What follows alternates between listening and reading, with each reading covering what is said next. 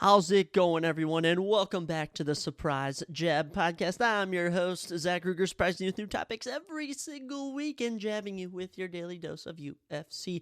And we're fresh off of a red-hot UFC event, UFC 307. I would say, had its issues, but I did pretty good overall picks-wise. 4-1 on the main card, 9-3 total on the card, so I cannot complain. There was some spotty judging, but I'd say out of those spotty judgings, only one or two didn't really go my way, so I wasn't really too bad when it came to my predictions for the event. Plus, Alex Barrow won, which I was super happy about. We're currently battling, I don't know if I'm getting a cold from getting sickness or something, but the throat is getting a little raspy, nose is a bit iffy, so we're going to try and power through this. We got a lot to talk about today, of course, recapping all the action from UFC 307, recapping everything that went down at NFL Week 5.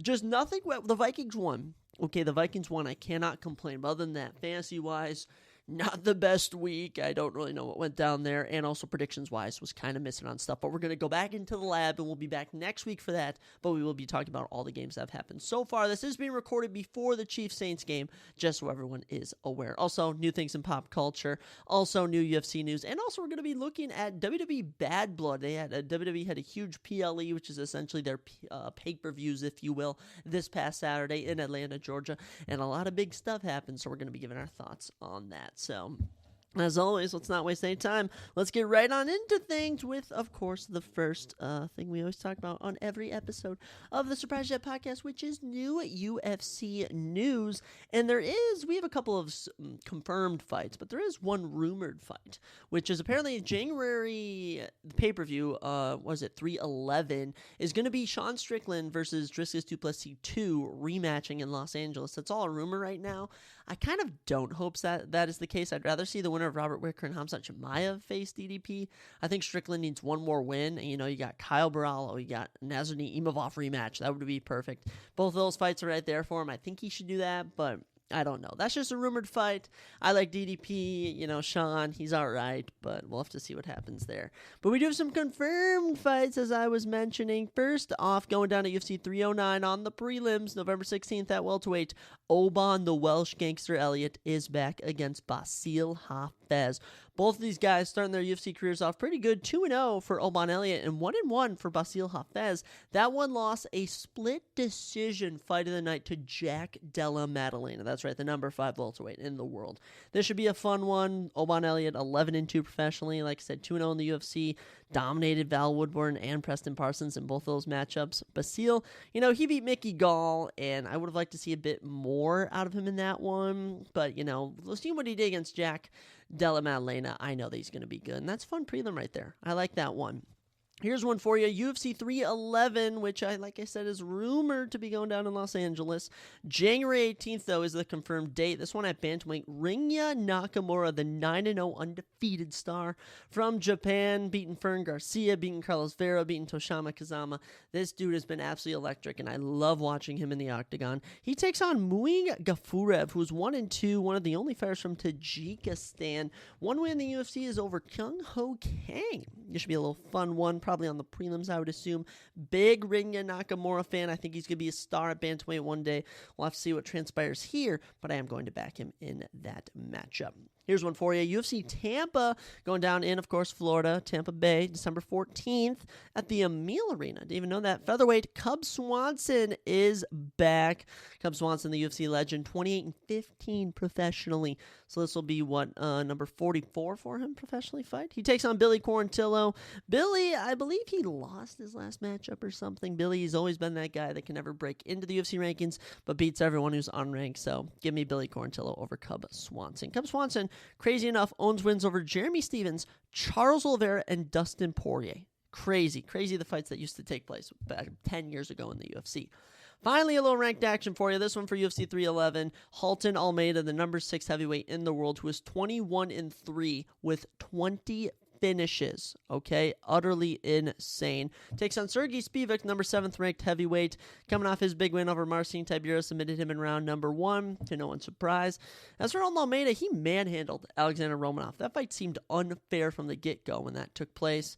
I'm excited for this one. Give me Holden Almeida. You know, these two are both grapplers. They do no striking.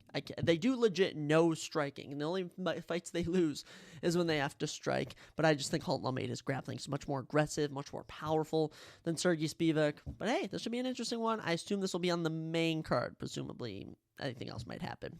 Here's one that I don't think it's going to be the main event, but you never know. January 11th, this one's probably going to be a fight night. Chris Curtis, the number 15th ranked middleweight in the world, takes on Roman Kopilov. Roman back in the win column not too long ago over Cesar Almeida, who recently won this past weekend. We'll be talking about that. He's taking on Chris Action Man Curtis. This guy, he's beaten Brendan Allen, beaten Rodolfo Vieira, beaten Joaquin Buckley. Chris Curtis is Action Man, just as his nickname says. And hey, 31-11. This will be his 43rd pro fight. Dude is such a legend. He was just posting about his adopted son and just how much that he's changed his life, which is just absolutely amazing. I like Chris Curtis. I also kind of like Roman Kopilov, but in this type of fight, give me Roman Kopilov. No, not Roman Kopilov. Chris Curtis. I'm switching my pick. Chris Curtis all day. I like that guy. UFC 309 has another prelim for you, and this one features Charlie the Cannibal Campbell, okay, 2-0 in the UFC, 9-2 professionally, but he takes on one of the most anticipated prospects, Mauricio Ruffy, who is 10-1. He's from the Fighting Nerds Gym, okay, the Fighting Nerds Gym, Kyle Barallo, Gene Silva, Carlos Prates, absolute killers out of Brazil. This dude's debut over Jamie Malarkey was a nasty, like, he looked leagues above Jamie Malarkey going to that round 2 TKO. I've been waiting for him to get another fight book. The Fighting Nerds is probably my favorite MMA gym. Whenever Carlos Prates at welterweight, Gene Silva at featherweight, you got Mauricio Rufa here at lightweight, Kyle Barallo at middleweight. Whenever those guys are fighting, I am picking them. Charlie Campbell, you got some knockout power in you, kid, but you ain't going to have any for, my gosh, Mauricio Rufa. I'm mind blanking a lot here. And finally, final fight that's been announced. This one's for UFC 310 on the prelims at that Las Vegas, Nevada final pay-per-view of the year. We still don't know the main event. We'll have to see. This one, the number 13th ranked flyweight Cody Durden takes on the unranked Joshua Van. Joshua Van suffering his first UFC defeat not too long ago at the hands of Charles Johnson, but recently picked up a huge win at the Sphere on short notice against Edgar Chavez in a very entertaining fight. He'll be taking on Cody Durden, who most recently retired Matt Schnell in dominant fashion. He also holds a win over Charles Johnson, the only man to beat him, and Jake Hadley, he became the first man to beat.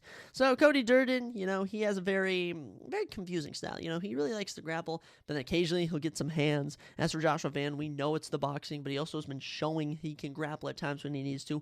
I'm excited for this one. I'm really torn on this one, but I am a Joshua Van fan, as we are both actually, and October 10th, so actually in about 2 days, he's going to be turning 23. So I mean, only a year separates us. So I gotta root for that kid. He's been so entertaining, and I love watching him fight.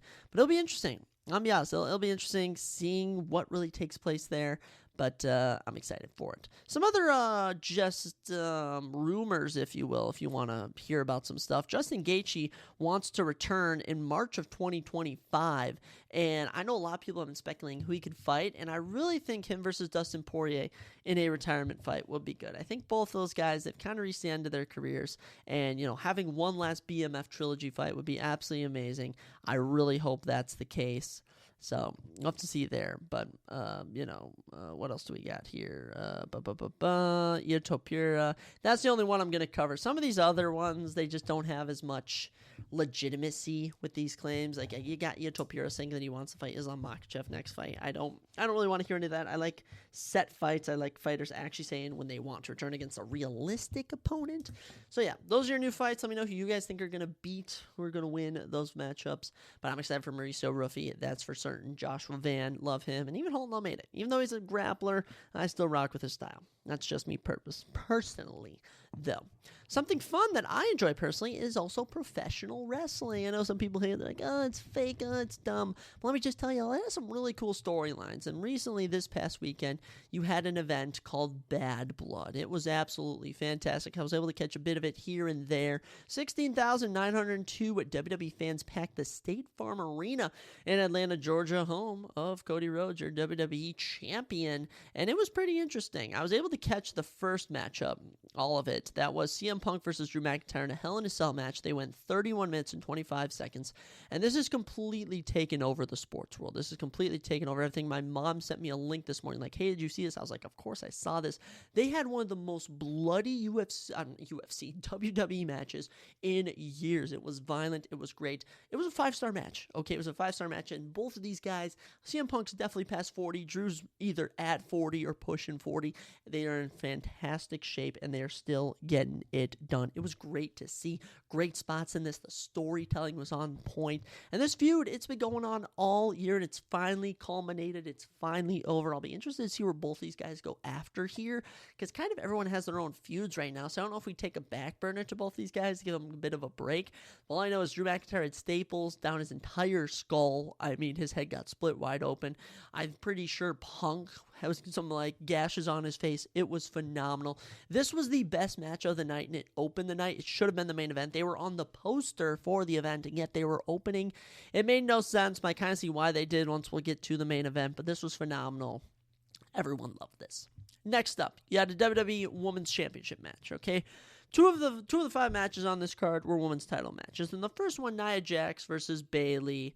It was mediocre at best. I mean, I had seen the exact same match at SummerSlam not but 2 months ago. Nia Jax wins just under 15 minutes. I mean, it was that.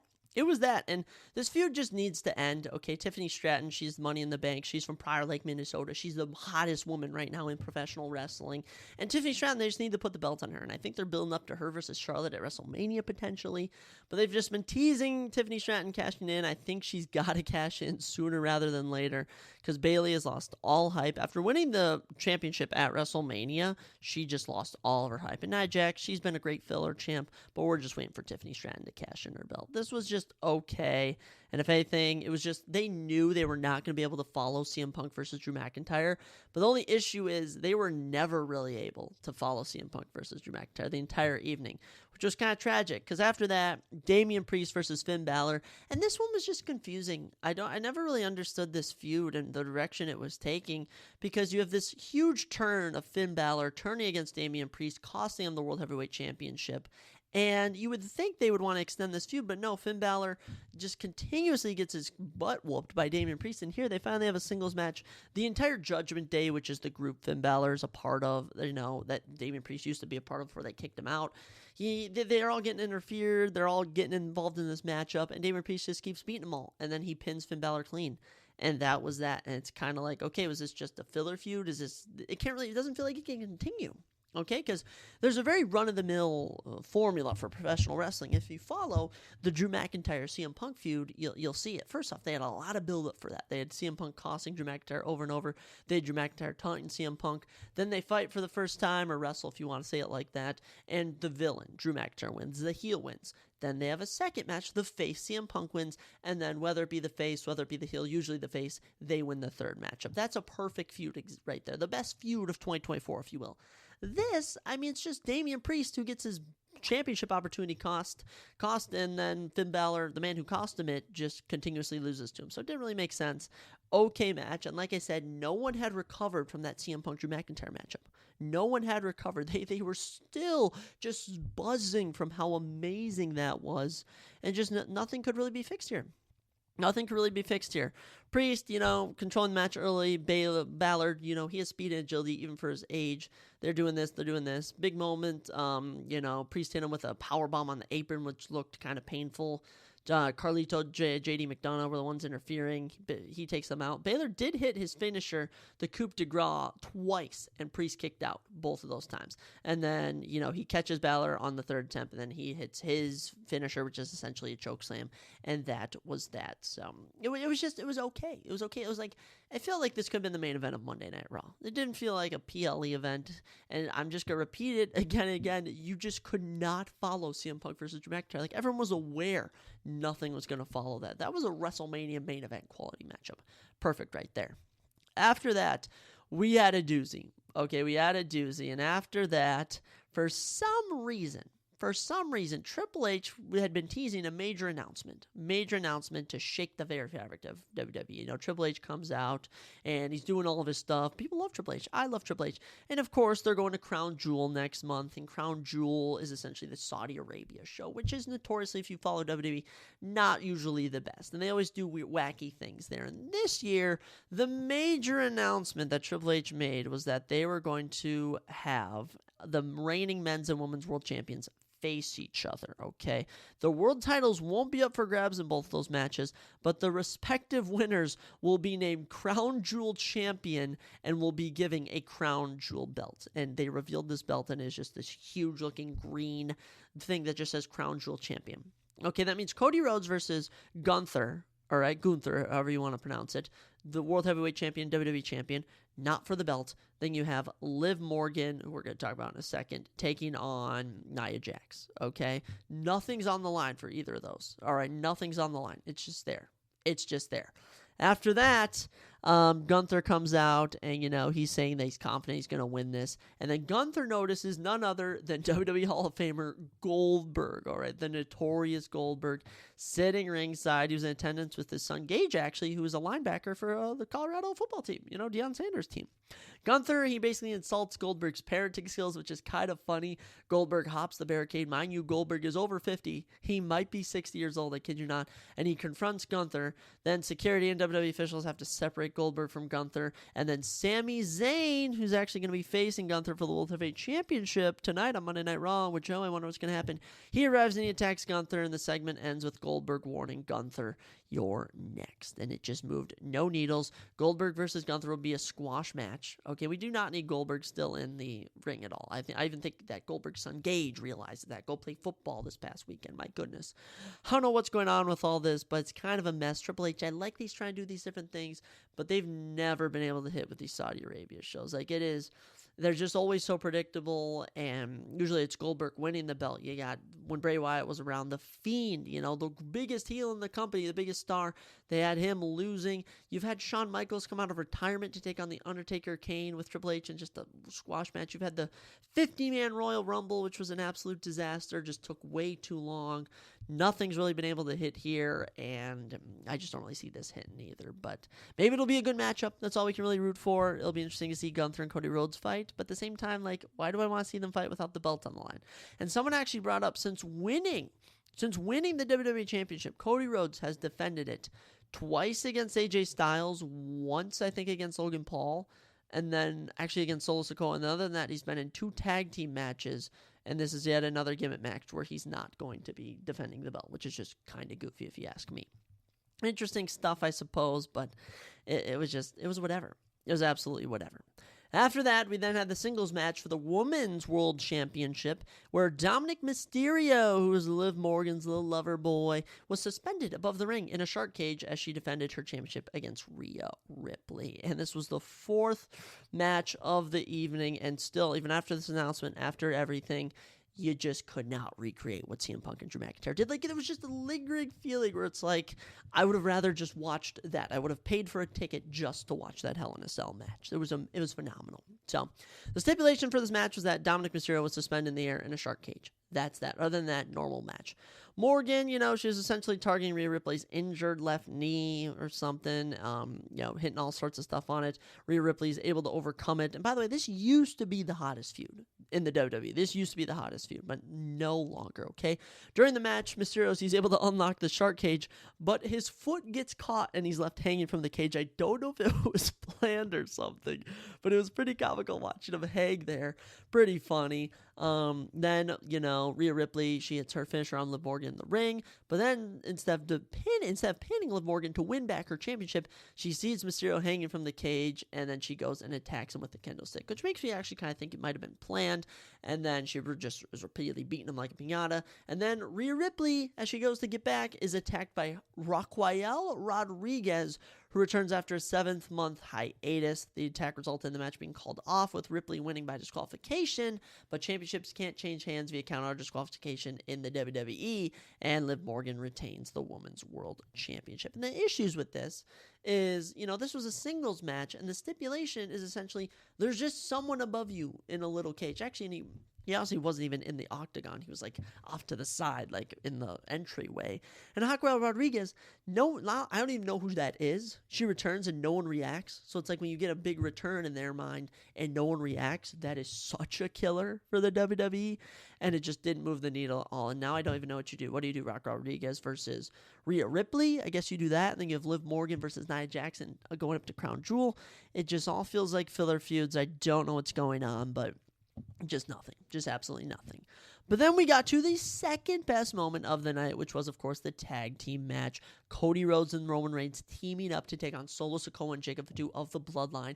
And this was fun. I actually missed this. Unfortunately, I was watching UFC with my boys, and we were about to go out for the night. So I was unfortunately unable to see this. But, I was able to catch some clips, and they had some great returns in this and some great moments. So, the main event, of course, Cody Rhodes, undisputed WWE Champion, Roman Reigns are taking on Solo Sikoa and Jacob Fatu of the Bloodline. This has been a years-long feud. This feud has just been going on for 4 years now. It's been absolutely amazing, and it just worked out great. You got Cody Rhodes, Jacob Fatu starting off the match. Despite early offensive flurry from Rhodes that included a big disaster kick, Fatu brushes it off, no worse for wear. Then Roman Reigns and Solo Sikoa get tagged in, and they begin a physical exchange. That used to be Roman Reigns' boy, and Solo Sikoa has just been trashing him over and over and over. Then Roman Reigns is beginning to get in the upper hand. Jacob Fatu interferes to give the Bloodline the advantage. Then, a number of attacks after that. Cody Rhodes begins to kind of get some momentum going. But right before Cody Rhodes can hit his finisher, Solo Sikoa provides a distraction that allows Fatu to hit a crazy pop-up Samoan drop on Rhodes, kind of like a power bomb. And then Fatu and Sikoa isolate Rhodes from Reigns for a lengthy beatdown. Cody Rhodes, he finally escapes, gets the big old hot tag. The crowd's going crazy for Roman Reigns. And then Sikoa is able to kick out of a crazy crucifix pin. Roman Reigns did like some acrobatic stuff, hops up on his back, grabs one arm, wraps his legs around his other arm, puts him down, pins him, almost gets it. It was very cool to see. It's like when John Cena will randomly do acrobatic stuff. It just doesn't look natural, but it's funny to see. Where are we after that? Then Roman Reigns hits a Superman punch on Sikoa.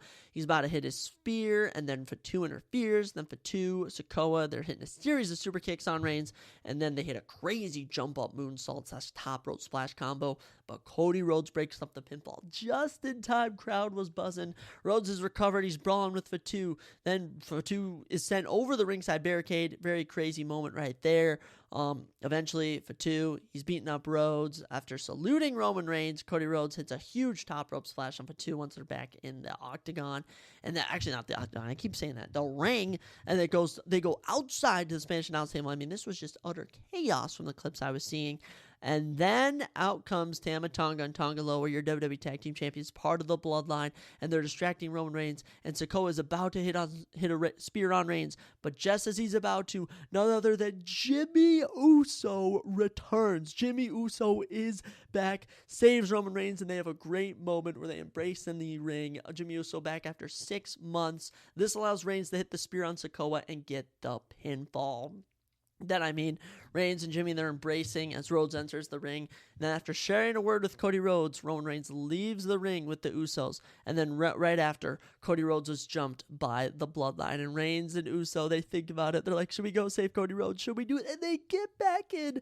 And they help fight off the Bloodline. And as Rhodes, Reigns, and Uso are standing tall in the ring, none other than The Rock's music hits. Oh my goodness. Dwayne Johnson back. A surprise appearance. He comes out with his Brahma Bull Championship and he stares down Roman Reigns, Cody Rhodes, and Jimmy Uso from the entranceway. And without saying anything, The Rock counted to 3 and made a throat slash gesture before leaving. He's not happy that Roman Reigns and Jimmy Uso were teaming with Cody Rhodes and that they went and saved them from Jacob Fatu and Solo Sikoa. After the event, The Rock was cutting an insane promo on Instagram Live. I went back and watched it. He was on absolute fire. He was talking up to security. This felt all improvised, and he was just going off on all things. He had this funny moment where he was walking past like the WWE truck sale outside, and he sees Cody Rhodes' dad, Dusty Rhodes, on one, and he's like, "I love you, man, but I hate your son." And then he turns and it's a picture of John Cena. He's like, "Eat your fruity pebbles, boy." That's a callback to their 2012 feud. Crazy stuff right there. Then we go to something which I'm so glad Triple H is doing, is that you have just the fans. You just have fan footage of this outside the State Farm Arena showing Cody Rhodes. He's about to enter his tour bus, about to prepare for the post-show press conference, when Kevin Owens, who's been his friend for the last 2 years, attacks him in an argument. Security and WWE officials were able to separate him, and then Triple H tweets like some addressing things, stating that this will be handled internally. I love what they're doing here. This feud is just cooked so much, and I'm excited to see where it goes. Crown Jewel feels like King and Queen of the Ring, such a filler pay-per-view, but we're building up to the massive Survivor Series war game. It's going to be bloodline rules. I have no idea what's going to go on, but you're going to get The Rock coming back and stuff. There were some highs here, there were some lows. It kind of felt like this show started with a huge bang, mid, then you get a big finale to it. So, I mean, if the show starts good and ends good, you can't really complain, but when you kind of look at the middle, it just wasn't that good. But I will say, Punk, McIntyre, 5-star classic in the main event. So much fan service. Such a great time there. WWE more red hot than ever. I can't believe I forgot to drop my predictions. We forgot to do our predictions for this last week, but I figured might as well cover it nonetheless. Something else that I feel I should cover is the top 10 new things in pop culture. Every week, guys, we got to check on top 10 new things coming at you in pop culture. And we've had some very interesting stuff going on, alrighty. Starting off with number 1, Martin Scorsese says he has no plans to retire from filmmaking. He says, and I quote, "I'm not saying goodbye to cinema at all. I still have more films to make." He's actually currently working on a Jesus movie while his Frank Sinatra biopic is postponed. Absolutely love Jesus. Like you, Martin Scorsese are one of the best, directors, creators, whatever you want to, best filmmakers out there. Love me a little Martin Scorsese, my bad. Number 2, the idea for Joker 2 ultimately came from a dream that Joaquin Phoenix once had, that he said. And there's actually been a lot of talk about Joker 2, including the fact that it has earned less money than Morbius in its opening weekend. Joker 2, I've heard, is an absolute failure. I've actually learned the ending, and it is one of the dumbest comic book endings ever. All the creators are in an uproar, and when everyone's in agreement that a movie sucks, it's just not going to do well. So, Joker 2, an absolute failure. Can't create the magic of the first movie, from what everyone's been saying. It's unfortunate to see, but it should have been expected. They're making this a musical. They're trying to talk about mental health way more than they should. It's the Joker. He's like the definition of the most evil villain ever. It was it's its own adaptation, but it's nowhere near Heath Ledger's Joker. Number 3, Ella Purnell tells us she hasn't seen any scripts for Fallout Season 2 and doesn't know when it will begin filming yet. She said, "I'm excited. I really want to get going, getting back into the Lucy headspace." And she was amazing as Lucy in Fallout. Fallout, one of the more surprising series. Watching it every episode, you're kind of like, okay, I got to watch the next. Okay, I got to watch the next. What? This is the ending cliffhanger. What? It was amazing. I'm excited for Fallout Season 2. But it's looking like it's not coming until 2026. 2025 is some absolute heaters, but a lot of stuff is not going to be coming out until 2026, unfortunately. Number 4, Will Smith is in talks to star in Fast and Loose with Michael Bay in talks to direct. The film follows a man who wakes up with no memories but soon learns he's been living 2 lives. One is a crime kingpin and the other is an undercover CIA agent. That sounds like every Michael Bay and Will Smith movie ever made. I'm not that intrigued. Not to be rude, I'm not that intrigued. It's whatever. Number 5, I think we're on number 5. Todd Phillips says the cutscene of Lady Gaga's Harley Quinn kissing a woman in Joker 2 was improvised. Gaga stopped and did this thing, and it just kind of got in the way of the moment. What in the world, Lady Gaga just kissing extras on set? I don't want to hear none of that. What a weird movie. What a weird Joker 2. Just all I see is just weird stuff over and over and over with that film. What are we on? Number 6. I always lose count. I really should make a little checklist or something. Number 6, Francis Ford Coppola on why he named Aubrey Plaza's character Wow Platinum in Megalopolis. I met a southern young lady who told me her great-grandmother was so beautiful that her name evolved as Wow. I asked if she had a picture of her. A while later, I heard back from her, and she attached a photo of a painting, and when I looked at it, I said, wow. Yeah, I was seeing some clips from that Megalopolis movie, which is supposed to be the greatest movie of all time ever made, and it looks horrendous. It actually looks like one of the worst movies that I've ever seen. It was pretty comical to a point at just how weird the scenes were. And just Adam Driver's in it, who's an absolute stud, and they've just completely butchered it. I'm sorry, Francis Ford Coppola, your movie looks like it sucks, but I guess I'd have to see the full scene before I fully judge you. Number 7, The Franchise, a comedy series about the chaos of making a superhero movie, premieres tonight on HBO and Max. And I was actually debating watching it, but then I elected to start watching Reacher, which has been absolutely amazing. I cannot wait to review Reacher Season 1 and then Season 2. But this series, this franchise show, I kind of want to watch. It has the actor who played Zemo in the MCU. They got him in that, and he's one of my favorite actors. You also have, who's one of the, I believe, main superheroes in the film, who are just an actor. He was in The Beekeeper as a villain, and I believe he was also in You, season 5 or 4, maybe? I don't know. I know he was in the Beekeeper movie as a villain of some regard, but he's super funny, and you got all sorts of other actors in this. But the franchise, I'm going to have to give it a go. Certainly something that I can just turn on whenever. Count me in. What should we go with? Number 8. Number 8, do we have anything? Beetlejuice 2 has passed 400 million worldwide. Wow, I never saw the first Beetlejuice. I have not seen the second Beetlejuice. Just have not watched that at all. But hey, 400 million, congratulations. Number 9, Megalopolis earns $1 million in the film's second domestic weekend, a 75% drop. The budget was $120 million. I don't know if they've crossed even $20 million. This has been one of the biggest flops. And another flop for you at number 10, Joker 2 will need $450 million to break even. The film currently has $121 million. So it is in need of something very big, very, very big. I don't know if it's going to be able to do it. We're going to have to see. But you're certainly not getting a Joker 3. I can promise you that. With the state of all of this, I just do not see them making a Joker 3. Okay, especially with all the negative reviews, because I'm getting all my information from the critics online. I don't really know any of the specific names. I think Straw Hat Goofy, Soups, the super popular ones, even a bunch of other creators I recognize on TikTok and Instagram. They're all just trashing it. And when they trash it, it makes me kind of realize, okay, should I go see this? Should I not go see this? And the impact they have is I was not sold at all on Dune 2, and all I saw was Dune 2 is the greatest film ever. Dune 2 is the greatest film ever. I saw it. It turned out to be one of the greatest films ever. So listen to them. They actually have some pretty valid opinions. But that's all we got for new news in pop culture. But now I'm excited to get into one of my favorite things to talk about every single week, and that is a recapping of the recent NFL week. And we recently had week 5 of the NFL. Predictions-wise, did not go so hot. Did not go hot at all. Do I ever want to recap how many I got correctly? Let me actually see this. I got 1, 2. Okay, I got 2 correct. I got 3 correct. All right, we got the Bears game correct. We missed on that one. The Commanders at 4. We got that one. Did the Ravens beat the Bengals? No, didn't the Bengals beat the Ravens? I'm pretty sure. So, Raiders lost to the Broncos. 49ers lost. The Seahawks lost to the Giants. That was crazy. Packers beat the Rams. Didn't the Packers beat the Rams? Honestly, I'm actually kind of forgetting all the results of this. I'm going to have to double check all this. They did. So 5, and then I think I only have like 5 or 6 predictions correct, guys. It is absolutely rough out here. But we're back. We'll be back next week, like I said. But, yeah. Let's do a little recap, talk about all the action, top fantasy performers as well, because we had a lot of big games. And we kicked it off with one of the best Thursday Night Football games I've ever seen in my life.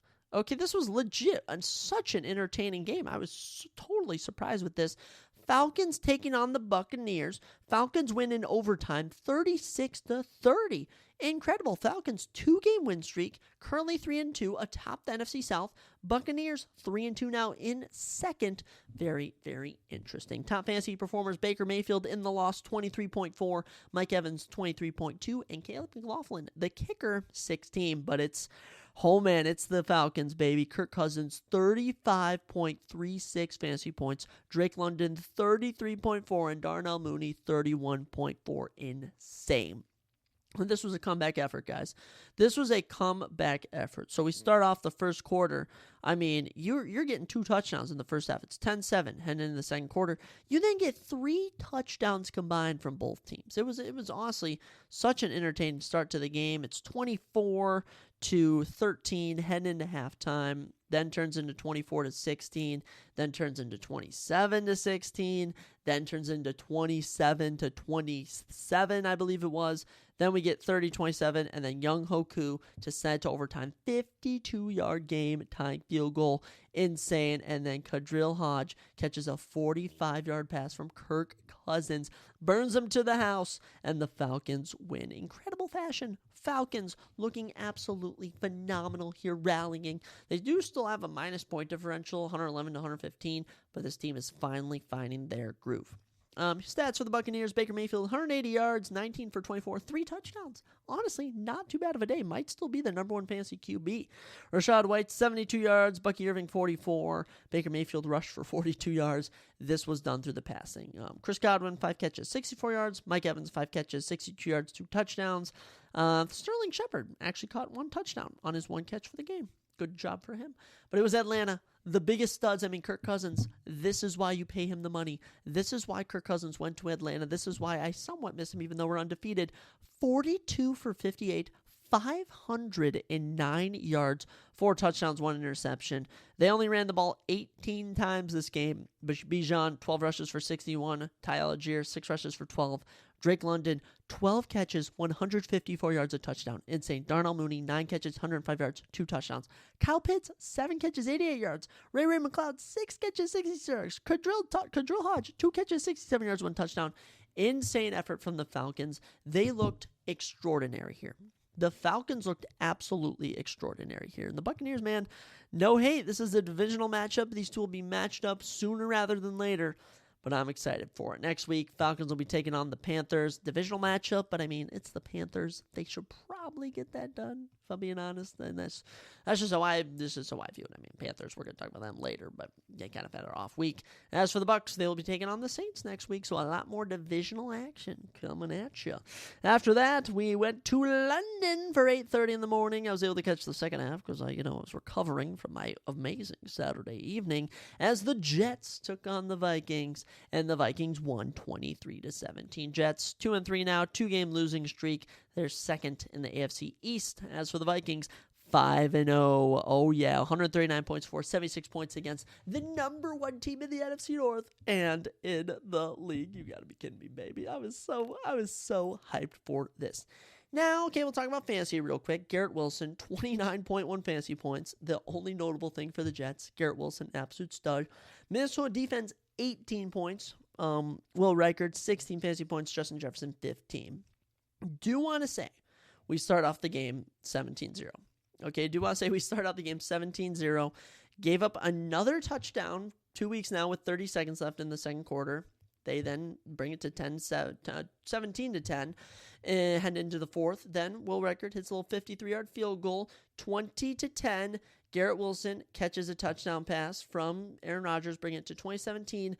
We get a little field goal in with 3 minutes left, and then thankfully our defense comes up big. But man, I thought we were gonna.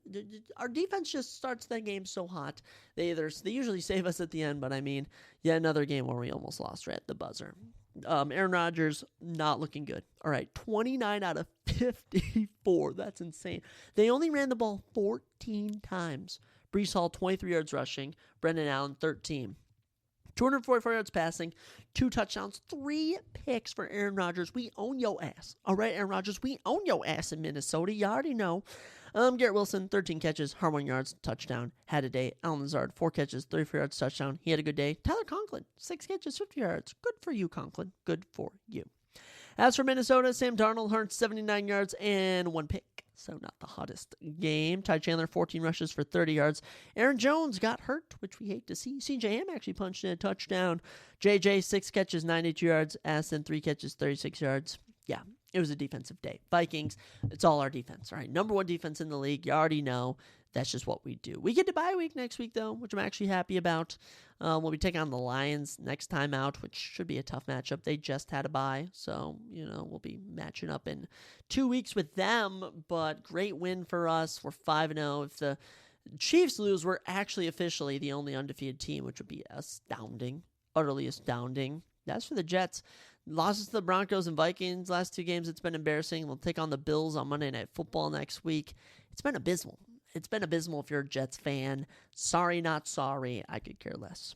After that, another heater. These games, great games this week. You had some snoozers, but you also had some great games. This one, Ravens and Bengals. Remember how I said I thought the Bengals won? No, the Ravens won. That's why I knew I had 6 correct picks. 41-38 in overtime. The fantasy scoring here was off the frickin' wall. Off the frickin' wall. Current state of the AFC North. Ravens 3-2 on a 3-game winning streak. Bengals 1-4. Yikes! I forgot about that. Bengals are 1-4 despite having scored 140 points on the season. For the Ravens, Lamar Jackson, 33.42 fantasy points. Zay Flowers, 19. Derrick Henry, 16.6. As for the Bengals, I played him in 3 leagues, guys. I played this man in 3 leagues. Jamar Chase, 41.3. Oh, my goodness. Joe Burrow, 34.78. And T. Higgins, I did have him in a league, 29.3, doing the best that he could. Scoring galore in this one. And this one, it was actually a pretty close first half, 16-14. Heading into halftime, you had 2 touchdowns for each team, including a safety. All right, that's right, the Bengals got a safety. Then 2 touchdowns in the third quarter. Then the fourth quarter, 2 touchdowns from the Bengals, 2 touchdowns from the Ravens, and Justin Tucker to send it to overtime with a 56-yard field goal. Then back and forth all of overtime. Tucker, 3 minutes, 33 seconds after a little turnover, gets the game-winning kick. Electric. Lamar Jackson, 348 yards, 4 touchdowns, also rushed for 55 yards, put on an MVP performance. Derrick Henry, 92 yards and touchdown, doing pretty decent. Zay Flowers, 7 catches, 111 yards. Rashad Bateman, 4 catches, 58 yards, got a touchdown. Kolar, 3 catches, 64 yards, and a touchdown. And Isaiah Likely had 3 catches, 2 of which for a touchdown. Impressive stuff. As for the Bengals, Joe Burrow, 30 for 39, 392 yards, 5 touchdowns. Did throw a pick when it mattered most. It happens. Chase Brown, 46 yards rushing. Wasn't really doing much there. Jamar Chase, 10 catches, 193 yards, 2 touchdowns. T. Higgins, 9 catches, 83 yards, 2 touchdowns. Just such studs. They're all such studs. The Bengals and Ravens always put on some of the best games that I've ever seen. They're always just so entertaining. Ravens going to ride their 3-game win streak into Washington to take on the Commanders next week. Actually, they're hosting them, I should better off say. As for the Bengals, who really need to work out how they're 1-4, all right, they'll be taking on the Giants in New York. That's a winnable game. But yeah, Lamar Jackson having a week. I mean, the whole team, Ravens, Bengals, both guys, both teams really performed super well. It was tragic to see. It just came down to whoever just got lucky at the end. Luckily, that was the Ravens. After that, yet another divisional matchup in the AFC as the Jaguars get their first win of the season as they beat the Indianapolis Colts. Colts, yikes, 2-3 now. Kind of awkward, but Jaguars 1-4. How about that? Good work for you guys. Joe Flacco, 27.56 fantasy points. Alec Pierce, 22.4. Trey Sermon, 18.3. Not too bad, Trey. Not too bad. Tank Bigsby for the Jags, 26.9 fantasy points. Brian Thomas Jr., my favorite rookie in the league, 23.2. And Trevor Lawrence, 22.24. Lots of 22.24s. Wow. This game, before the fourth quarter, it was 17-10. All right, it was 17-10 before the fourth quarter. Actually, it was 13-10. I should better off say. Colts, actually, no, it was 14 I'm trying to do some little math here. So it was 17-10 for the Jaguars heading into the fourth quarter. In the fourth quarter, you had a combined 5 touchdowns from all the teams, including some huge ones. You had a Brian Thomas Jr. 85-yard touchdown. You had a Tank Bigsby 65-yard touchdown rush. You had an Alex Pierce 65-yard touchdown. And then the game-winning field goal from Cam Little with 17 seconds left. Incredible stuff. Colts and Jaguars both played their hearts out, but the Jaguars really wanted that first win of the year, and they played hard for it. Probably the best backup, probably one of the best quarterbacks in NFL history, Joe Flacco, 359 yards and 3 touchdowns. He's not even the starting quarterback. No, Jonathan Taylor kind of struggled. Trey Sermon, 38 yards rushing and a touchdown. But, he was catching 6 catches. That's how he got all his fantasy points. Josh Downs, 9 catches, 69 yards. Alec Pierce, 3 catches, 134 yards and a touchdown. Impressive stuff there. Even Pittman, 5 catches, got a touchdown. Jacksonville, Trevor Lawrence looking like the number 1 pick here. 371 yards and 2 touchdowns. Tank Bigsby taking over for the injured Travis Etienne, 101 yards, 2 touchdowns. Brian Thomas Jr., 5 catches, 122 yards and a touchdown. They were all looking like such studs out there. It was incredible. Jags looking pretty good here. Finally got a win. And mind you, as we go through their start to the season, all right, 3-point loss to the Dolphins, 5-point loss to the Browns, 4-point loss to the Texans. They got blown up by the Bills. But other than that, they've all been close. They take on the Bears next week. That'll be a tough battle defensive-wise, but honestly, I think if this team can really string it together like they did here, show their camaraderie, they'll get it done. As for the Colts, Anthony Richardson, no problem, but the Colts have never really had a good defense. It's been a minute since they've had good defense. Pretty weird that they beat the Steelers and then lose to the Jaguars. That I do find kind of perplexing. Kind of lose to the Packers, beat the Bears situation, but they'll all be back. It'll be interesting. We'll see what happens. After that, Dolphins-Patriots snooze fest here. Let me just tell you that. 15-10. 15-10. Did we have at least one touchdown? Yeah, Alec Ingold got a touchdown with 4 minutes left in the game. And then they actually failed a 2-point conversion. What happened to this Miami Dolphins team? They're supposed to be studs this year. Tyreek Hill, 12.9 fantasy points. That's all you can really point out. Ramondre Stevenson for the Pats, 19.2. That's all I got for you. Actually, Ramondre Stevenson punched in a touchdown in the first quarter. Jason Sanders hit a field goal. No scoring until 4 minutes into the third. We had a series of field goals. Then, Dolphins punched in a late touchdown. Pretty random. Trevor Huntley, 194 yards and a pick. Looking like a run-of-the-mill backup who just will never be this. He's just not Tua Tagovailoa. He's not Tua Tagovailoa. He reminds me of, I'm trying to think, kind of like an Alexander Masson's kind of chopped it up. But Tyron Huntley, whenever he came in, when Lamar Jackson was out, he'd be like such a stud. And now that he's actually the starter somewhere, or, filling in for Tua for the moment, he just can't really get it going. Devin Achane got hurt here. Raheem Mostert came in, 19 rushes, 80 yards. Tyreek Hill, 6 catches, 69 yards. Jonnu Smith, 5 catches, 60 yards, doing the most they could. But, it just came down to the defense. And this Patriots team, they just aren't good. They aren't good. Jacoby Brissett, 160 yards. Ramondre Stevenson, 89 yards and a touchdown. He was all right. Demario Douglas, 6 catches, 59 yards. That's that. There's just not little to love. 1-4, 4-game losing streak for the Pats. At 62 points on the year, just not good. Dolphins, 2-3, finally get a win. They only have 60 points. It's crazy with all their offensive weapons. Only 60 total points on the year. That's actually the worst in the AFC. Scratch that. The Dolphins have the least amount of points in the NFL. Technically the worst offense. They technically have the worst offense in the league. That's insane to me. That's absolutely insane. But good win for the Dolphins. You're tied for second with the Jets. Technically in third, though, due to the tiebreaker. I guess boring game. After that, this one it was boring. It was boring, but that's not really anyone's fault except the fact the Browns actually there was a moment where the Browns Deshaun Watson gave up on a 4th down, came back to the sideline. I would not be surprised if they cut Deshaun Watson or trade him. He is just not a good person. Does not have good character. Commanders win 34-13. Jay Atkins of the Browns, the highest fantasy scorer with 11. As for the Commanders, 19.72 from Jaden Daniels, 14 from the defense, 13.8 from Brian Robinson Jr. They're a good team.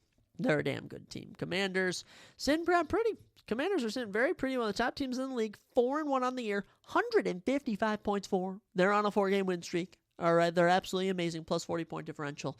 I like this team. As for their opponents, the Browns, the second to worst team in the AFC North, 1-4, only 79 points on the year, 3-game losing streak. They're not good. Yet to win at home. That's insane. Scoring-wise, Browns got a field goal in the second, field goal in the third, touchdown with 7 minutes left in the game. It was a blowout just from the get-go. Heading into halftime, it was 24-3. Always kind of dies down in the second half, but they just had their number. Sean Watson, 125 yards and a touchdown, just got nothing done. Jerome Ford and Devontae Foreman both had 9 rushes, 44 yards. Mari Cooper, 4 catches, 60 yards. That's that. As for the Commanders, Jane Daniels, 238 yards, touchdown, and a pick. Did get picked off, sadly. Kind of forgot Marcus Mariota was actually the backup here. Odd. Daniels rushed for 82 yards. He was actually the leading rusher, funny enough. Brian Robinson Jr., though, punched in 2 tutties. Happy for him. Scary Terry, 4 catches, 112 yards. Also had Brown. Oh, I cannot remember Brown's first name. 2 catches, 57 yards, and a touchdown. I'm actually pissed I cannot remember Brown's last name. But Commanders looking good. 4-1, little 2-3 touchdown win here. Love to see it. Browns, I don't like you guys. I don't like the character on that team. I like this Commanders team, though. I can get behind them. Another noon game for you, Bills and Texans. This one came down to a game-winning field goal from none other than Kymie Fairbairn, 23-20. As the Texans, looking good to start the year, 4-1, despite having a minus point differential, courtesy of the Minnesota Vikings. 2-game win streak, C.J. Stroud doing what he was put there to do.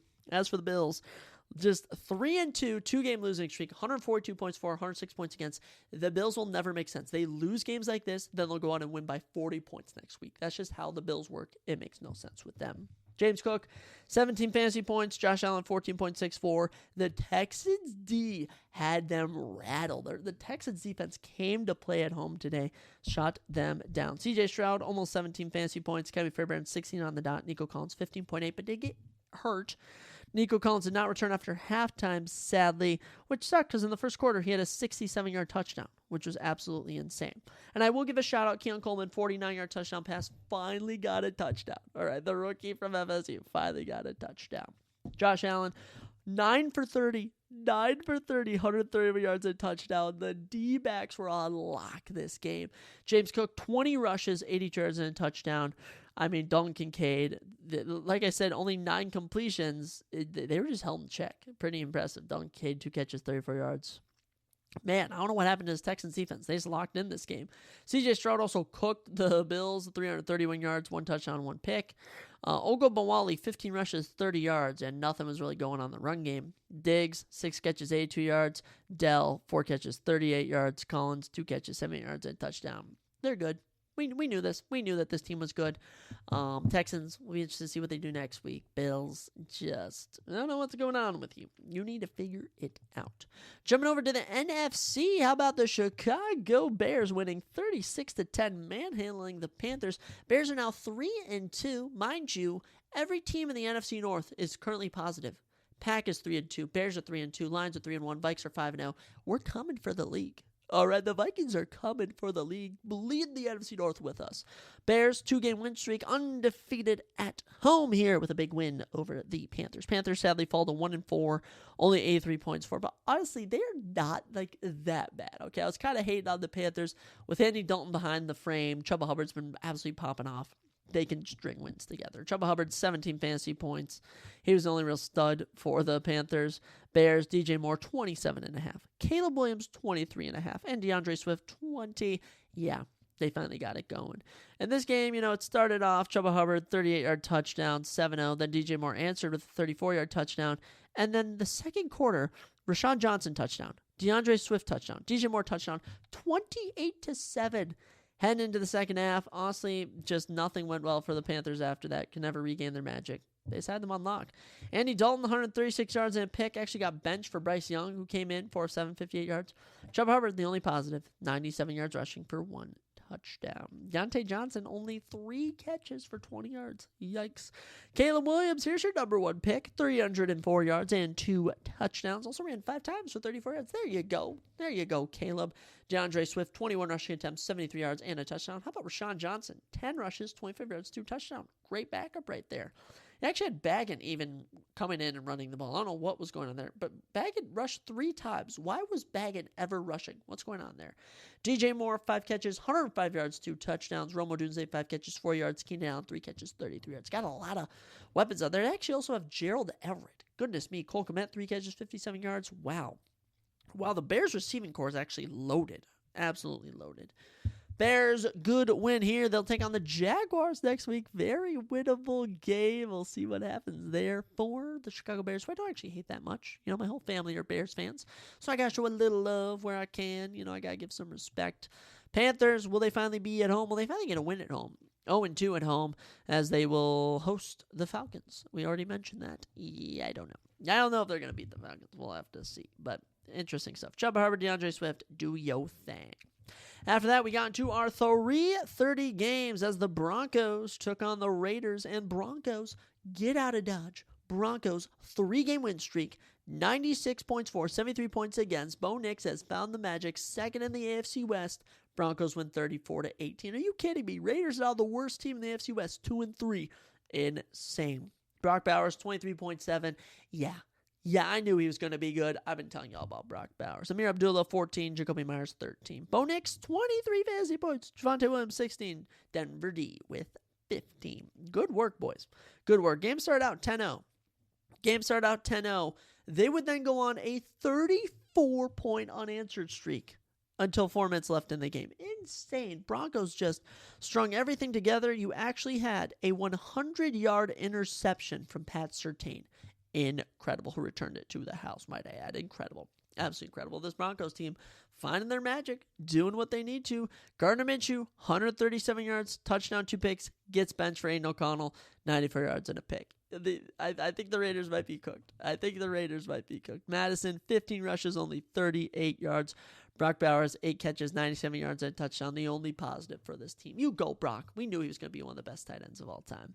Broncos, baby. Bo Nix, 206 yards, 2 touchdowns. Also ran a little touchdown. How about that? Javonte Williams, 13 rushes, 61 yards. Also had 5 catches for 50 yards. How about that? Cortland Sutton, only 2 catches for 32 yards. Actually, Josh Reynolds, 1 catch, 9 yards. Caught a touchdown. Good for him. Broncos, I'm actually happy for them. You know, they've been stringing the wins together. We'll see if they can keep this momentum. I don't hate this Broncos team at all. I'll tell you, this Raiders team, though, they are slowly falling apart. Zamir White's a failure. Gardner Minshew's a failure. Devontae Adams is leaving the team. They have a brand new stadium. Not looking good to be a Raiders fan.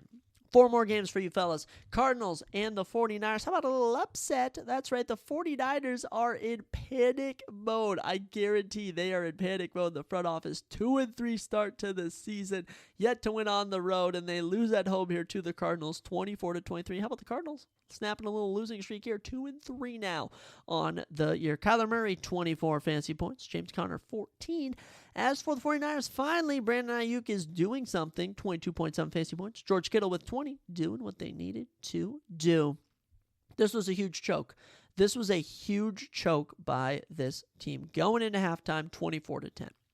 Going into halftime, 24-10. I mean, you had a pick 6 from this 49ers defense. Jake Moody actually got hurt for the 49ers, their kicker, so Mitch Wisnowski was coming in. Kittle was catching touchdowns. The team was looking great. Then third quarter, just can't really do anything. They allow a field goal, so then, okay, it's 13-24 heading into the fourth quarter. Then Elijah Higgins catches a touchdown pass. They get a 2-point conversion. Suddenly, all of a sudden, it's 21-23. The 49ers just cannot get first downs. Give the ball away. Chad Ryland kicks a 35-yard field goal to put them up with 1:37, and they just can't mount a drive. Brock Purdy picked off twice in this game. Kyler Murray, 195 yards, touchdown pick, mediocre day, but did rush for 83 yards and a touchdown. Impressive stuff. Other than that, nothing much really point out. No one really was catching anything at all. Elijah Higgins got a touchdown. There you go. As for 49ers, Brock Purdy, 244 yards, a touchdown. The 2 picks we mentioned. Jordan Mason held in check, 89 yards rushing. Could not get anything going. Ayuk, though, 8 catches, 147 yards. George Kittle, 8 catches, 64 yards, and a touchdown. They're the only people that are being passed to. All right, of the 19 completions Brock Purdy made, 16 were to Ayuk and Kittle. Pretty funny. 49ers need to figure it out, but the Cardinals getting a big win here. Kyler Murray finding his groove. We'll have to see. These two are currently tied in the NFC West. And we're going to mention another NFC West team here in a second. But first, let me touch on my Packers, who, this is weird. I'm a Packers hater, but there's something about watching them play the Rams. There's just something about when the Packers play other teams. I'm like, okay, I don't necessarily need you to beat the Packers. Only me, a Viking, needs to beat the Packers. And the Packers here, 24-19 in Los Angeles, beating the Rams. Packers, 3-2 are the worst team in the NFC North. All right, all 4 NFC North teams are going to be making the playoffs this year. All right, we're taking the top seed, the Vikings. We're filling up all the wild card spots. It's going to be ridiculous here. Okay. As for the Rams, NFC West, man, it is tough going. Tough to be in the NFC West this year. Rams are 1-4, 2-game losing streak, 0-3 on the road, 1-1 at home here. Yikes, they've given up 139 points. Goodness me. Tucker Kraft for the Packers having a breakout game, 24.8 fantasy points. Jordan Love just under 17. Josh Jacobs, 16 points. And as for the Rams, Kyren Williams, 16. You also had Jay Whittingham with 15. Tutu Atwell with 12. Close game. Luckily, Packers were able to hang on to it, I suppose. I could really care less if they win or lose, but Tucker Kraft had 2 touchdowns in the third quarter. So random, including a 66-yarder, which was cool to see. He actually had a pick 6 from, what's-his-face, Jalen McLeod on the Rams, which was from the 4-yard line. Jordan Love threw it away, and it was picked off. It was pretty entertaining. But Jordan Love, 224 yards, 2 touchdowns, a pick. Not as good as last week, but does enough to get the job done. Tucker Kraft, 4 catches, 88 yards, 2 touchdowns. Jane Reed, 4 catches, 78 yards, doing what they need to do. Josh Jacobs, 19 rushes, 73 yards, 1 touchdown. Matt Stafford, 260 yards, a touchdown, and a pick, but it was Kyren Williams, 22 rushes, 102 yards, and a touchdown, who was the stud. Yeah. Rams, Oddly, one of the worst teams in the league. Oddly, one of the worst teams in the league. The Giants are better than the Rams. Oh, my goodness. Actually, statistically, they're just barely better than the Panthers. Barely better. Actually, the Panthers have went up 165 points this year. Never bad. They're not as bad as the Panthers. So don't panic that much, Rams fans. But just know you're kind of in desperate mode. Good win for the Packers. We'll see how they do the rest of the year. I am still a loyal Vikings fan, so I could care less if they win or lose. But there's something about them. Final 3:30 game for you as the Giants pull off a shocker in Seattle, winning 29-20. Darius Slayton, 26.2 fantasy points. Daniel Jones, 22 fantasy points. The New York defense, 18 fantasy points. Geno Smith, 22 fantasy points, decent. Kenneth Walker, 14. Jackson Smith and Jigba, 13. I don't know what happened here. I honestly don't know what happened. They just kind of lost this. Game. And there was actually this crazy moment where Rashawn Jenkins had a 102-yard fumble return to start off the first quarter. I mean, Seahawks were up 7-0. They then go down 10-7. Then they tied up 10-10 heading into halftime. Then the third quarter comes around and just Darius Slayton just could not be contained. Not at all. And we're going into the final quarter and it's 20-13. And that's 23-3. And then just all of a sudden, Jackson Smith and Jigba gets a touchdown. It's not too bad. Not looking too bad. It's 20 to, I believe, like 23 or something. Then all of a sudden, Bryce Ford Wheaton blocks a field goal to tie the game. And the Giants just hold on to their lead. The defense gets big. Seahawks can't capitalize on any momentum. And they lose. Daniel Jones, 257 yards, 2 touchdowns. Get this, guys. Singletary out. In for the game is Tracy Jr., 18 rushes, 129 yards. Good job, kid. Passing-wise, Darius Slayton, 8 catches, 122 yards and a touchdown. Vandell Robinson, 6 catches, 36 yards and a touchdown. Doing what they need to do. Giants getting a win here. Good for you. 2-3. Tied for second to last in the NFC. Actually, they are last. Okay, last in the NFC East, but you got 2 wins. All right? You don't want to be with 1 win. You're at 2 wins. There you go. As for Seattle, 3-2. NFC West, kind of looking rough. And Seahawks have lost their last 2 weeks after previously starting 3-0. Geno, 284 yards and a touchdown. Actually, rushed 4 times for 72 yards. How about that? Kenneth Walker, 7 catches, 57 yards. Lockett, 4 catches, 75 yards. DK, 4 catches, 50 yards. And my boy Jackson Smith and Jigba, 4 catches with a touchdown. Good stuff there. We'll see how the Seahawks and the Giants can continue momentum from here, but Seahawks really need to assess what's going on as you're on a losing streak. As for the Giants, keep that momentum. Good job, New York. Brian Daboll remains head coach 1 more week. With that, we get into Sunday Night Football. We need a huge game from CeeDee Lamb. He did not deliver. All right, no deliverance there. Cowboys do get the win, though, 20-17. Cowboys are 3-2, second in the NFC East.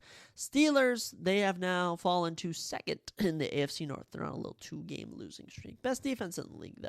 I'll give them that. Actually, I think the Chiefs have the best D currently, but that's about to change. Tolbert, the wide receiver, 21.7 fantasy points. Rico Dowdle, the running back for the Cowboys, 19.4, balling out.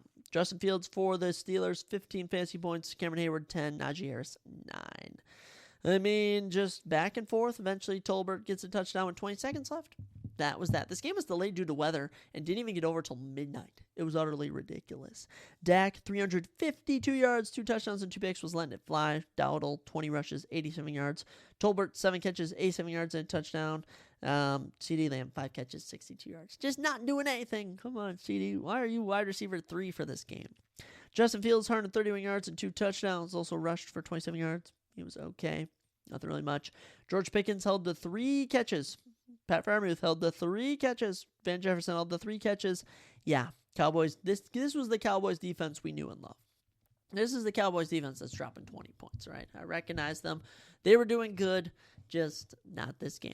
Not this game for the Steelers. Sadly fallen. Can't really hate, though. Can't really hate too much. Cowboys came to play.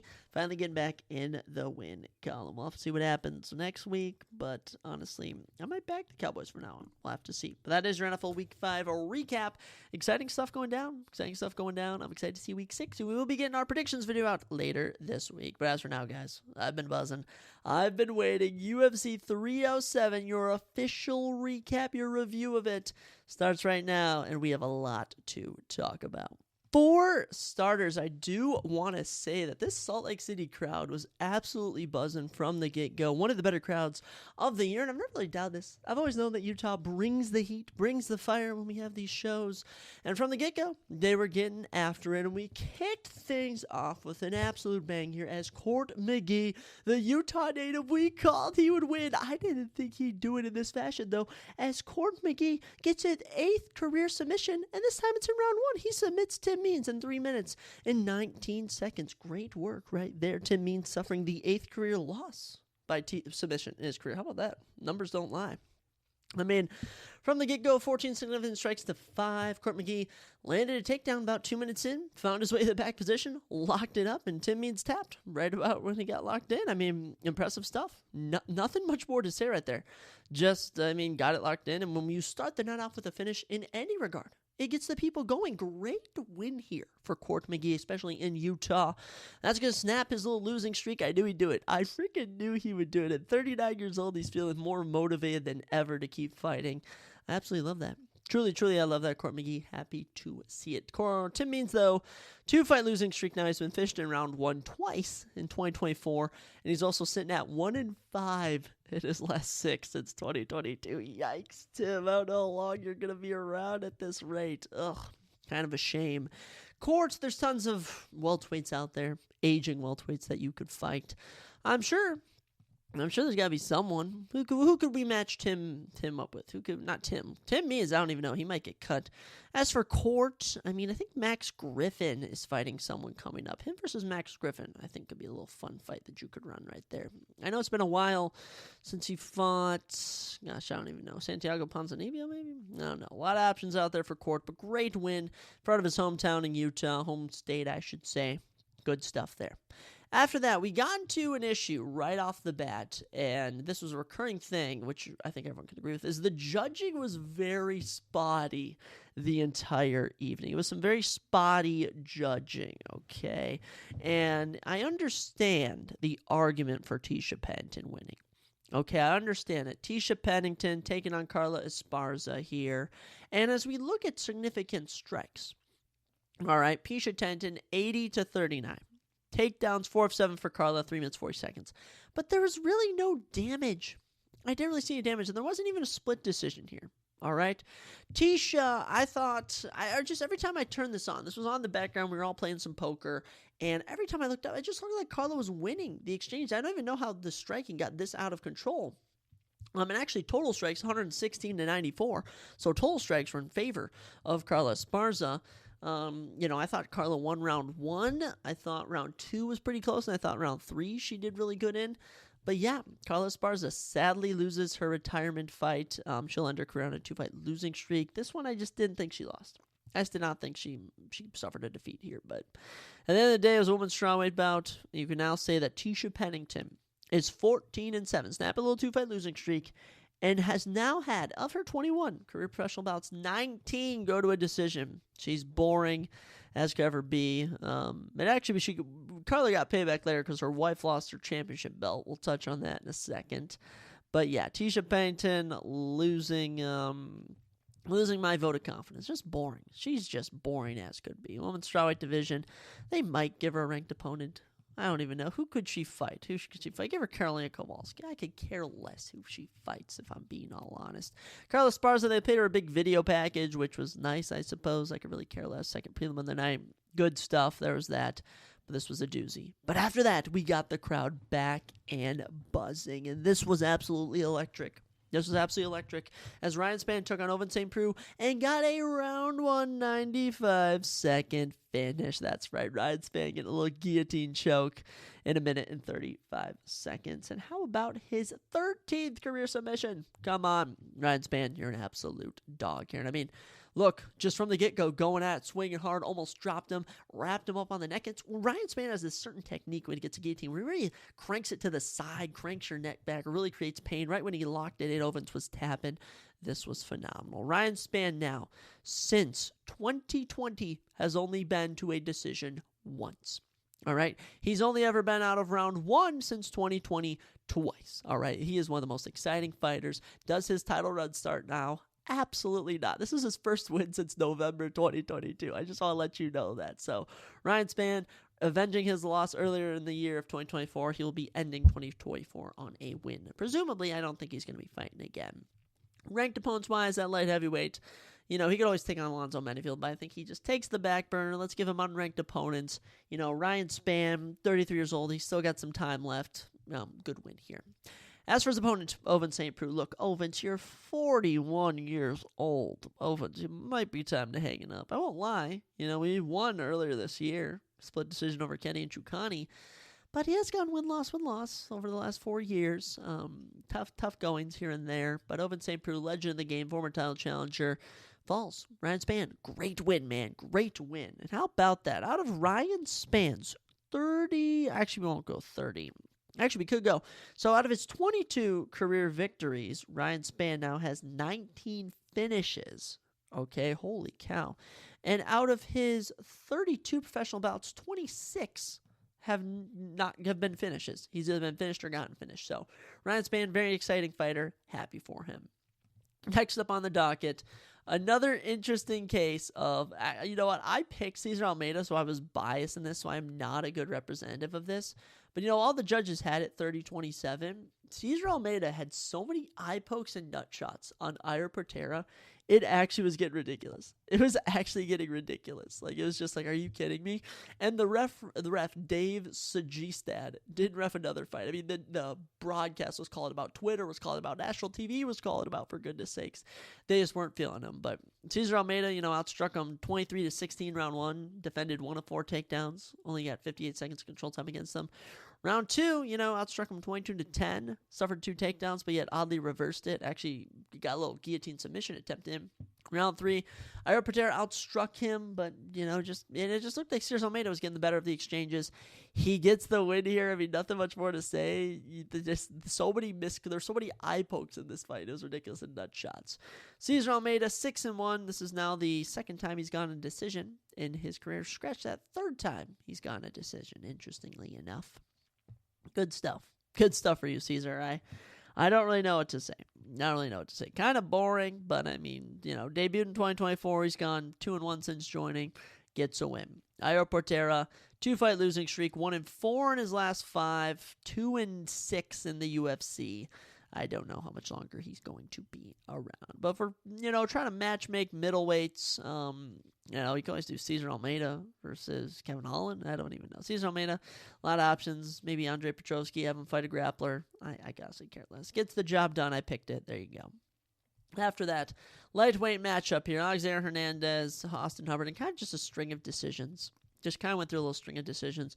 Hernandez getting this one done by a split decision. Chris Lee, 30-27 to Austin Hubbard. The other two seeing at 29-28. And look, this came down to, are you going to reward, takedown defense, or you're not going to reward? And Austin Hubbard went 0 for 12 on takedown, so thankfully they award this to Hernandez. Hernandez actually outstruck him 79-63, significantly 91-65 total. I don't know what more you want. Outstruck him by 13 in round 1, 4 in round 2, and Hubbard did get the better of him in round 3. So I think people gave Hernandez 1 and 2, and then Hubbard 1 round 3. But 30-27, Chris Lee, what are you on? Hernandez, this snaps a 2-fight losing streak. First win since February 2023. He's now 50-8. Good win for Hernandez. As for Hubbard, dude, I just don't think Hubbard's UFC quality. Okay, 1-3 in his last 4 fights in the UFC.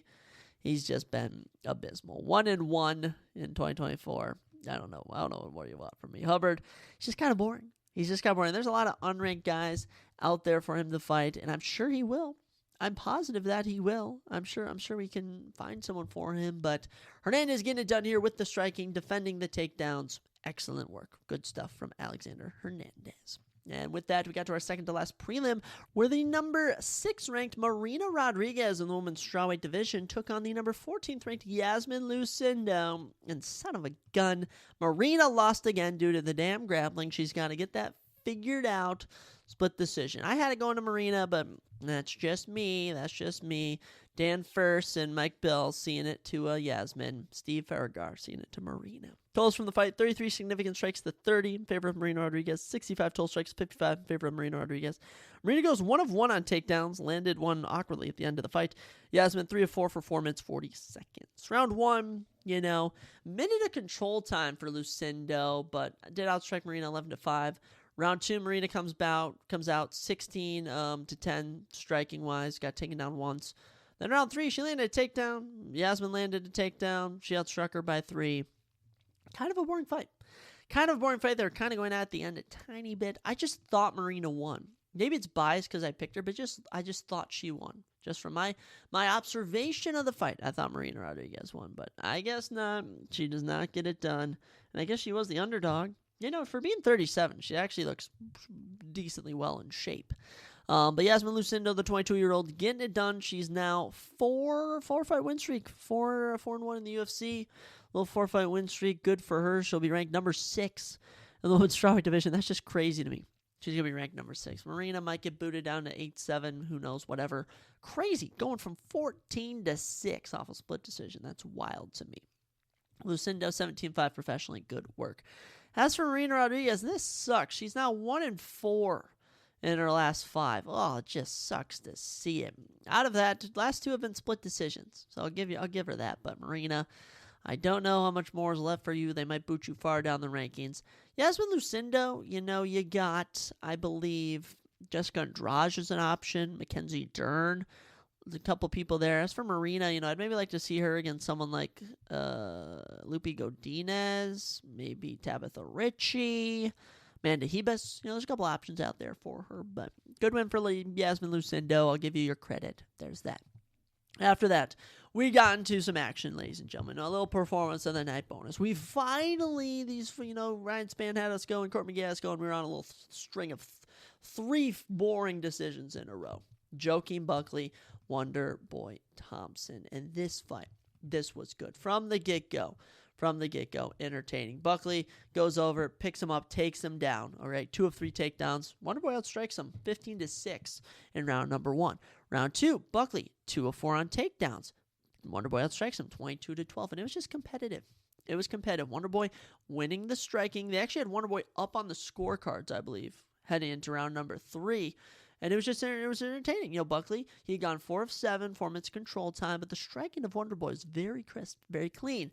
Round 3, though, Buckley starts pushing the pace, gets him up against the fence, clips him with a right hook right on the jaw, drops Wonderboy, lands about 2 follow-up shots, and Joaquin Buckley knocks out Wonderboy Thompson round number 3. I could not believe it. I was so hype. I was running around my boy's garage.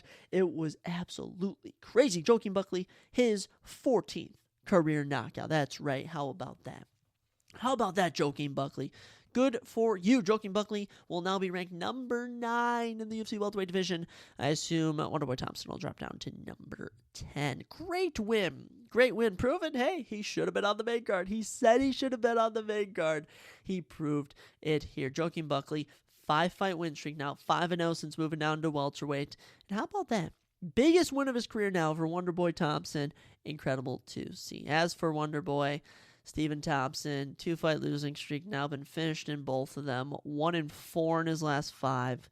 Yeah, it might be time to hang him up. Yeah, great career, Wonderboy. I know he said he wants to keep fighting, but I don't really know what to keep doing with him. I honestly don't know what to keep doing with you, Wonderboy. You're going to be ranked number 10. I mean, you got Michael Morales on the come up. I mean, maybe the winner of Vicente Luque and Nick Diaz, if we want to do that. Kevin Holland rematch. I mean, MVP, Michael Van Page, that fight's always there, but I just think you're going to keep getting fed to young, hungry up-and-comers, and that's going to be the case. So, unfortunate to see, but Joaquin Buckley getting it done here. He'll be ranked number 9. And look, Gilbert Burns at 8. If he wants to stay in the UFC, you can do that fight. Colby Covington at 5. Look, I'm going to propose Joaquin Buckley, Sean Brady, Ian Gary, Jack Della Maddalena. Any of these guys fight Colby Covington. I just think that's an option you can do, but Colby ducks everyone. Hey, if you want to go contender against contender, Sean Brady, Joaquin Buckley, that could be a fun fight. Ian Gary, Joaquin Buckley, who knows? But if I had to match make, if Gilbert Burns is out of the picture, I think you do the Colby Covington fight. But at the same time, I have so many guys fighting Colby right now on my card. I don't know what you're going to do. Happy I got this correctly. Good job, Joaquin Buckley. With that, ladies and gentlemen, we got into the main card. And Kayla Harrison's arrival into getting a UFC title shot, not as hype as her debut. Okay, Kayla Harrison gets it done, beats Ketlin Vieira, 30-27, 30-27, 29-28. She dominated her. Okay, she dominated her. 55 significant strikes at 24, 98 total strikes at 67, 2 of 8 on takedowns, 8 minutes control time. But just not that dominant. Just not that dominant, okay? And Ketlin Vieira, talented. Ketlin Vieira is super talented. There's a reason she was the number 2 women's bantamweight in the world. But, I mean, Kayla dominated her grappling round 1. Round 2, much closer. If anything, that's around Ketlin won. Then Kayla Harrison closed it out. 1 of 4 on takedowns, 3 minutes control time. Only allowed 5 significant strikes for Ketlin Vieira. So Kayla, 18-1 now, 2-0 in the year for 2024. And I'm assuming since, we're mentioning how, Rockwell Penton's going to get booted down from women's bantamweight champion, I assume Kayla will actually be given the number 2 spot in the rankings, but she will be next in line for the title shot. Good win for her. Did it with the grappling. Did everything she needed to. She just could never get in a position to attempt a submission, to even go for a TKO. Ketlin just had really good, anti-finishing. Just was good at not getting finished. Ketlin, 1-2 now in her last 3. She will probably move down to the number 3 spot in the rankings.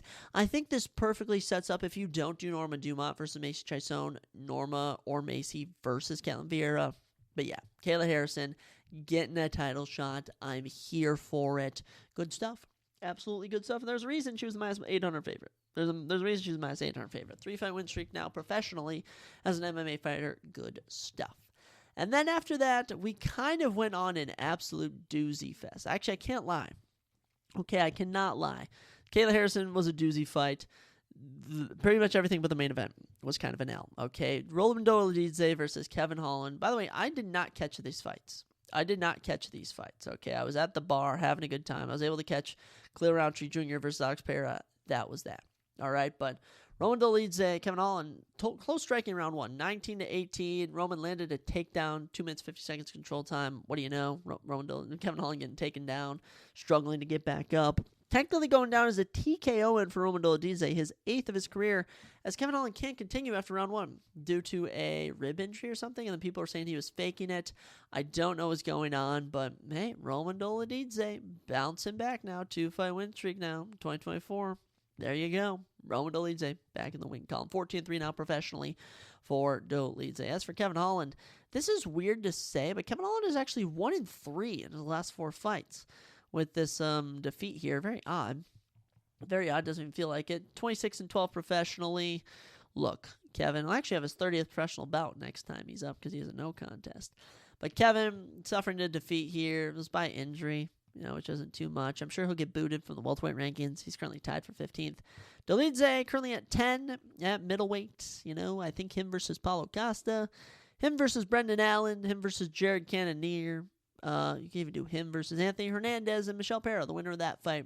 Those are options there for Roman Dolidze. But kind of boring here. It's kind of just like, oh, okay, he can't continue. That sucks. Kevin. Oh, well. See you next week. Kind of a bummer. But yeah, there's nothing more to really talk about there. I'm struggling to find the words here on how just to compliment this, and there's nothing complimentable. And then Roman Dolidze was then going around, he got his black belt, he was celebrating, you're like, okay, he just got injured, he can't continue, this isn't a real TKO win. So there's that. We then get even more controversial with our next fight as Mario Batista takes on Jose Aldo. And we go to a split decision here, 29-28 across the board. Mike Bell and Derek Cleary for Batista, Chris Lee for Jose Aldo. And totals from the fight, 51 significant strikes to 49, 0 for 10 on takedowns from Mario Batista, 7 minutes and 15 seconds control time. People were arguing that Jose should have won, and people were in an uproar. I mean, people were legit going ballistic online that they didn't they didn't give Jose Aldo the decision. And I was like, okay. I picked Mario Batista, so I was happy he got done. Batista in round 1 won round 1. Okay, you cannot argue that. He did go 0-2 on takedowns, 2 minutes, 20 seconds to clinch, but 20-13 significant strikes-wise, his striking was looking good. All right, round 2, much closer. Jose edges him by 2 significant strikes, 0 for 4 on takedowns. And then round 3, Mario 0 for 4, got struck by 7. Only 1 by total strikes, but 7 significantly. 2 minutes, 41 seconds of control time on the clinch. Goes to the judges' scorecards, and I think everyone was expecting, they put the crown on Jose Aldo, and it goes to Mario Bautista. I know everyone's in uproar, but in my opinion, Jose Aldo, he's great at takedown defense, but, Merab Dvalishvili did the same thing against him, and he couldn't take him down. Obviously, he actually attempted 16 takedown attempts on Jose Aldo, couldn't take him down. Mario Bautista only attempted 10. And I think it just speaks to the fact that, Jose Aldo, this is what you get when you match him up with grapplers. This is what you get when you match him up with grapplers, all right? Look at the Jonathan Martinez fight. That was entertaining. It was all striking. Look at the Rob Font fight. All striking. Look at Pedro Munoz striking, Marlon Vera striking, Petr Yan striking. Just a whole matter of this. But you're putting them up against Merab, putting up against Mario Bautista. Grapplers? I don't know what you expect. Jose Aldo's 38 years old, okay? I don't know what more you want from me. You want to make a title run. I don't really see it. You could do some fun fights still. Okay, Mario Bautista's going to go from rank number 11 to rank number 10. Not too big of a jump. Jose versus Dominic Cruz. There's a fun fight for you. Love that fight right there. Even Jose Aldo, Henry Cejudo. You can do that fight as well. But let's talk about Mario Bautista, guys, for a second. 7-fight win streak. 7-fight win streak. Incredible. Going to be in the top 10. People are suggesting Marlon Vera. People are suggesting Rob Font. I really like the Marlon Vera fight. You could even make an argument for a loser of Petr Yan, Davison Figueiredo. I think the Marlon Vera fight's the option you go. But good work from Mario Bautista, okay? You can't hate him. Why are you hating on Mario Bautista? He did what he needed to do, kept his game plan going. He's now on a 7-fight win streak. You know who's not on a 7-fight win streak? Anyone ranked above him. Okay, Merab is the champion in Umar Nurmagomedov. Okay, your champion and the next contender are the only ones on a win streak that big. Good win for Mario. I'm a huge fan of you. After that, guys, we get into our co-main event of the evening, the women's title fight. And this was the final controversial thing in the night as Julia Pena wins a split decision where everyone, including the Berg scorecard, had Raquel Penta win. I did not watch this. I actively did not watch this. I was not entertained by this in the slightest. But we correctly predicted that Julia Pena would regain the women's bantamweight championship, and she did. Raquel Penta was the number 8 pound-for-pound fighter in the world, technically for women, that is. Julia Pena was 5, so I guess she will move up to the 3rd spot, since Manfiore and Alex Grasso aren't champion. But yeah, Raquel Pena will move down to the number 1 spot in the rankings. Julia Pena, your new champion. Totals from the fight: 1 knockdown for Raquel Pena in round number 4. Both women landed exactly 92 significant strikes. Julia Pena, 35% ratio to 29% in terms of throwing.